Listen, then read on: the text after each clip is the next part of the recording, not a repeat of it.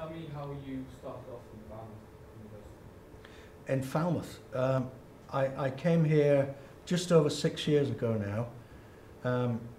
Prior to that, immediately prior to that, I'd been working for CSV Media, doing a similar job role, actually training people who were unemployed and giving them new skills in video production.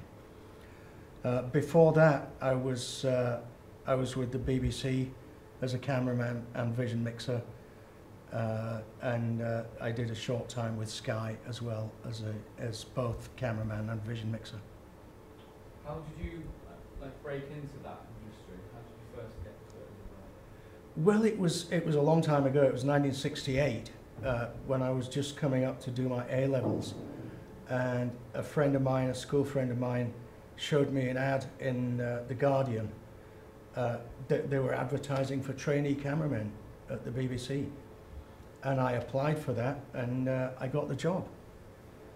It was a very different world then. There were no such things as training courses apart from the one that the BBC offered. How has it changed from back then to say now, present day? Well, then when I joined the BBC, then it was a job for life, and I could still be there if I wanted to be. But now the industry's changed. I don't think there are any more jobs for life. I think they're all either freelance on a daily basis or short-term contract work. I ended up at Falmouth because my job with CSV came to an end. In fact, the funding came to an end. And I was made redundant from CSV, and the job here came up exactly the same time. And when I found out what it entailed, like running the TV studio and teaching camera work, then it's perfect for me. It's just what I wanted to do, and the timing was spot on. Are you looking to do anything else other than university lecturing now? Are you looking to get back into it? No, I got out for a reason. I got out of the BBC around 1988, 1990, around that time. And it was around that time that the government had changed the legislation and stated that a lot of the independent companies had to start making programs for the BBC, so it wasn't all in-house anymore. And in fact, all the good programs started going out to independents, and I found myself working more and more in current affairs and sports, and I hated sports, and I could just about handle current affairs. But I was happier in the earlier days doing drama and light entertainment, and a lot of those decent programs, a lot of the decent dramas started going out to independent companies. So it was a good time to leave, and as it stands, I'm 61 years old now, so I've only got 4 years of working life left before I retire. And if I can handle it here that long, then I will. Then I'll stay here. What's your favourite project you've worked on? Oh, when I was working for BBC, I loved working on things like Doctor Who. A good drama series. It wasn't as well made then as it is now,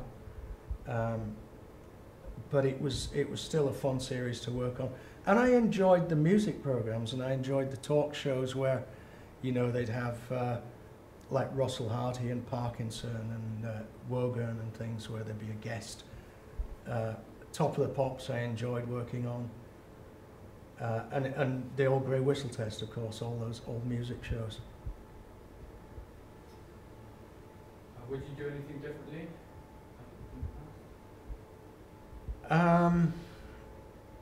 I don't think I've got regrets. I don't think I'd be happy if I'd have stayed in London. One of the other reasons I decided to move from London was that I was living in South London, and I was doing a lot of work in the Elstree studios, which was only actually 9 miles away, but I spent 3 hours a day in my car driving, an hour and a half each way in heavy traffic. And it's just such a different lifestyle down here. It's a lot easier going, it's a lot slower paced, there's not the pressure, there's not the stress. And I love it here compared to London. I know there aren't the, there's not the entertainment here that you get up in London, but the difference is just fantastic, and I wouldn't go back. I wouldn't want to go back.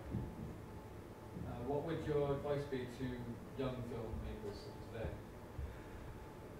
To get out there, to get yourself a good show reel, to get a good show reel together that really shows a variety of work. Don't do it all in one area. Show that you're good at a variety of work.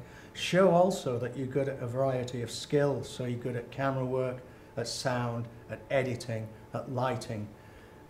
Because in today's market, you have to be multi-skilled. And it's important that you get that work out. Get yourself a website. Contact as many production companies, TV companies that you can, and really get yourself known. If necessary, go out and work for nothing for a short while. Don't do that for too long. But go out and get yourself known and get yourself liked and appreciated, and that way you've got a much better chance of getting employment.